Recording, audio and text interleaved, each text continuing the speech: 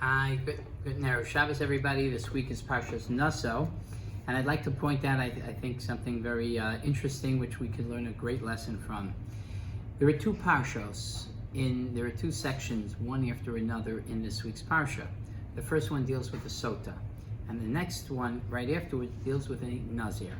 A Sota is a woman who is immodest, where she secluded herself with somebody else other than her husband. Her husband warned her, she didn't listen, and now we're not sure what happened. We take her to the Beis HaMikdash, and in the Beis HaMikdash, she is disgraced and she's thrown around, and we want her to admit. And if she doesn't admit, we take Hashem's name, we scratch it off into some water, we add some dirt, and she has to drink. And if she is guilty, if she is innocent, things are good. If she couldn't have children, she can now have children. If she is guilty, then terrible things happen to her, and it could be she can die very, very shortly in a very, very harsh death. Right after this, it then says about a Nazir.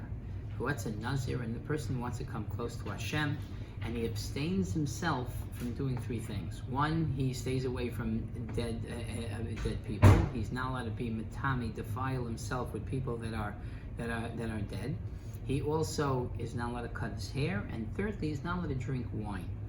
So why is Nazir directly after the parsha of Sota?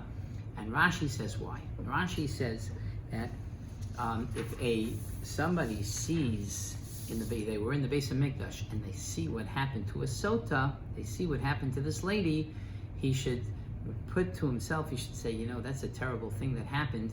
Maybe I should remove myself from drinking wine, because wine leads to lightheadedness and bad things. So that's what Rashi says, and that's why the Parsha of Nazir comes after Parsha Sota. If you see a Sota in her disgrace, Yazer atzmo min hayayin, you should stay away from drinking wine.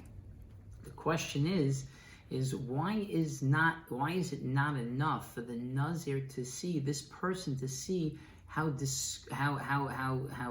the terrible thing that happened to this lady? This lady died in a very grotesque type of way. Why is that not enough? That should be enough to say, whoa, I'm not going to be lightheadedness. I'm not going to do anything wrong, because take a look. I don't want to end up like this lady.